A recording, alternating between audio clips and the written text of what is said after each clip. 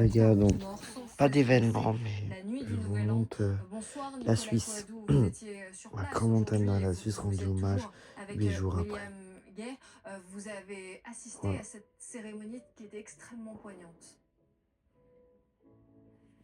Oui, une cérémonie très poignante et très largement suivie ici dans le canton du Valais et plus généralement dans toute la Suisse. Vous savez, initialement, cette cérémonie, elle devait se Voilà tenir dans l'envoi le le président village de Emmanuel Macron. Crans-Montana, là où s'est déroulé le terrible incendie du 1er janvier. Et en raison des conditions météorologiques, elle a été délocalisée 60 km plus loin, à Martigny, dans le Palais des Congrès, avec beaucoup de monde, des responsables politiques, bien entendu, également certains pompiers qui sont les primo-intervenants lors de cette terrible nuit qu'a connue la Suisse le 1er janvier. Et l'une des images très fortes, c'était justement à Crans-Montana, car si la cérémonie n'était pas là, elle a été retransmise sur plusieurs écrans géants. Et malgré les températures négatives, malgré les chutes de neige drastiques, plusieurs centaines de personnes étaient quand même ici à écouter silencieusement, religieusement les différentes prises de parole qui se sont enchaînées pendant un petit peu plus d'une heure, avec des moments très marquants. Et en premier lieu, le discours du chef des autorités du canton du Valais, Mathias Reynard, qui a parlé pendant de longues minutes, la voix étouffée de sanglots. Parfois, il a présenté ses excuses aux enfants qui sont morts, à leurs familles, les excuses de tout un état, des mots très forts. Et il y a eu un petit peu plus tard 3 témoignages, vous l'avez brièvement évoqué, des témoignages de jeunes qui étaient présents cette nuit-là, qui ont comparé cette nuit un cauchemar. Pendant l'entièreté de la cérémonie, tout le monde s'est tué et on a pu voir avec Willem Gay qui m'accompagne des larmes sur les visages, des personnes se prendre dans les bras. Une journée de deuil national ici en Suisse, c'est extrêmement rare. Il y a eu cette minute de silence et ces cloches qui ont résonné aussi pendant plusieurs minutes. Et à quelques centaines de mètres de cette retransmission, ce mémorial toujours présent où maintenant depuis plus d'une semaine, les personnes, les anonymes, les habitants de la station viennent déposer des fleurs et des bougies. Il n'y a jamais eu autant de monde à ce mémorial et toutes ces personnes qui voulaient rendre un dernier hommage aux décédés, aux blessés, aux personnes pour qui il va falloir se reconstruire pendant les prochaines années. Les enfants de Montana, comme on a pu l'entendre de très nombreuses fois aujourd'hui. Merci beaucoup Nicolas Coadou avec William Gay sur place. Pour en parler, on est avec Dominique Rizet. Bonsoir Dominique. Bonsoir. Vous êtes consultant police-justice BFM TV. On va évidemment largement revenir sur... Merde. Bonsoir. Médecin psychiatre, chef de santé environnement climat à l'IRIS, et Thierry Arnaud nous a rejoint.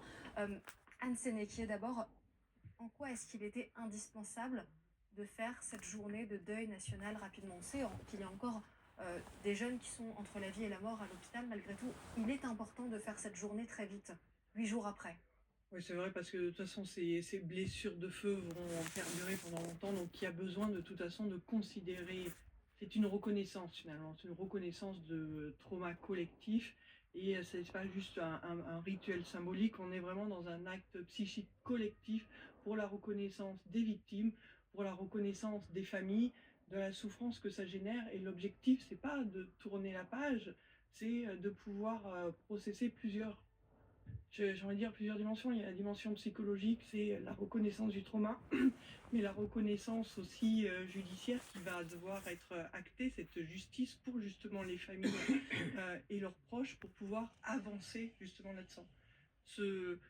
Ce rituel collectif, il va permettre aussi aux victimes et aux familles des victimes de se sentir portées, parce qu'elles vont en avoir besoin pendant de longs mois et de longues années. Et de se sentir reconnues aussi dans leur peine. Thierry Arnaud, vous avez suivi pour nous en direct cette journée d'hommage en Suisse. Vous avez remarqué qu'il y avait de multiples dimensions dans cette... Oui, bien sûr, même si la cérémonie elle-même, c'est l'émotion qui domine, son intensité, sa force devant la nature absolument considérable de la tragédie. 40 morts, des blessés, beaucoup de gens qui, vous le disiez à l'instant, mais ils luttent encore contre la mort, qui seront blessés, meurtris à vie sans doute.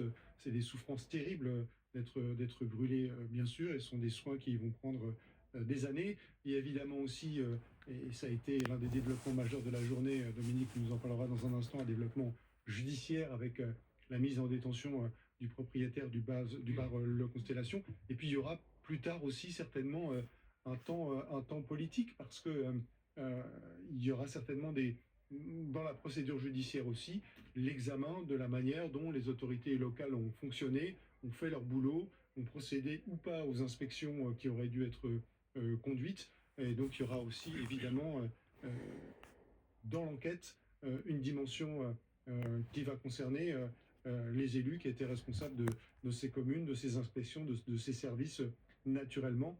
Et puis enfin, on a aperçu tout à l'heure les images du président de la République Emmanuel Macron. C'est un événement mondial au fond. Alors, outre la Suisse, évidemment, la France et l'Italie ont été particulièrement touchés, mais ce sont des images, bien sûr, et c'est une émotion qui a fait le tour du monde aujourd'hui. Et alors que se déroulait cette cérémonie d'hommage, Dominique Rizet, on l'a appris, le gérant du bar, le Constellation, a été placé en détention provisoire. Absolument, le gérant du bar a été placé en détention provisoire. Sa femme et lui avaient été convoqués ce matin devant les juges. Et ce qui au départ avait été mise en cause et une remise en liberté par la procureure générale du Valais, Béatrice Pillou, est devenu, pour lui en tout cas, un placement en détention. Pour elle, elle est restée en liberté. Là, Mais, on les voit juste avant, justement, juste avant d'être entendus. oui, alors ils étaient arrivés ce matin de bonne heure donc pour être entendus. On voit ici Jacques Moretti et sa femme Jessica qui ne s'adressent pas aux médias, ils sont avec leurs 3 avocats. Et entre-temps, la cérémonie démarre à 13h45, ce que Thierry vient de dire et de raconter, donc avec Benoît Hémon, un ex-journaliste qui va être le fil rouge de cet hommage, la 5e symphonie de Mahler, Mathias Reynard, qui est le président du Conseil d'État valaisan, qui va avoir cette formule, qui va citer Camus et qui va dire « Au milieu de l'hiver, j'ai découvert un invincible été, il y a encore un espoir, il y a un espoir derrière la mort, on va reconstruire ». Et puis Guy Pamelin, le président de la Confédération suisse, qui parle, des personnes qui rendent hommage, mais qui en même temps vont peut-être un jour, et je rejoins Thierry, être questionnés et vont l'être sur les responsabilités des uns ou des autres, ce qu'ils savaient, ce qu'ils n'auraient pas dû ignorer, toutes ces questions qui vont être posées. Et puis, à la fin de cette cérémonie d'hommage, eh bien, on apprend, on l'avait su un peu avant, on était en pleine cérémonie, donc on ne pouvait pas donner cette information, mais c'était une information BFM TV, que le gérant a été placé, M. Moretti, a été placé en détention. Alors, au départ... Pour quelle raison est-ce qu'il a été placé en détention?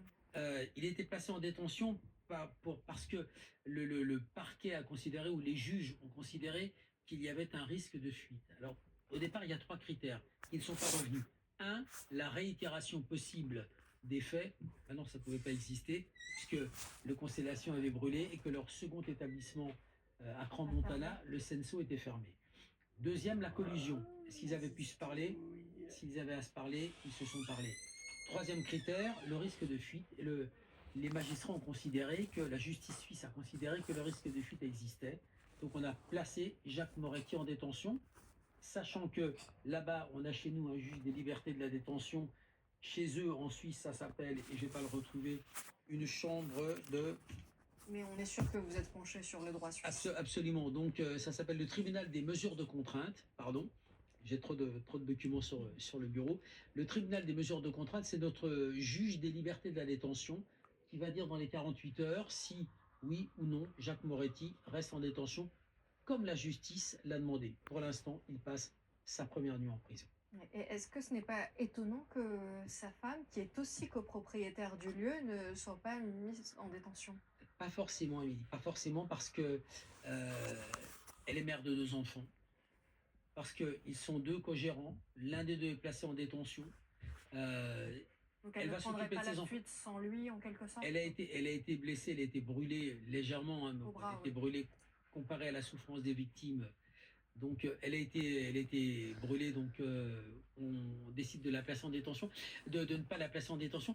C'est sensible et Florence le dira mieux que moi, Maître Roy, c'est que dans ce genre de dossier, quand il y a un couple et qu'il y a des enfants, si on n'est pas dans une affaire criminelle grave, on est dans une affaire grave, pour l'instant on n'est pas criminel, il y a des suspicions de malfaçon, en tout cas dans cet établissement, eh bien, la justice décide de laisser une des deux personnes dehors, parce que la justice est humaine et que la justice dit, voilà, pour l'instant, on va faire comme ça.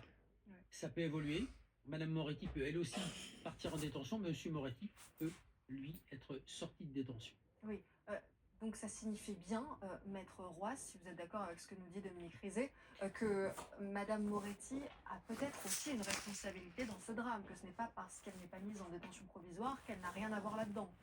Alors déjà, la première chose que je voudrais rappeler, mais je sais que ça a été rappelé moult fois sur votre plateau, c'est la question de la présomption d'innocence. Oui, bien sûr, on Hein, rappelle n'oublions que pas Vincent que Tanguay, qui est entré en ce couple-là est détention présumé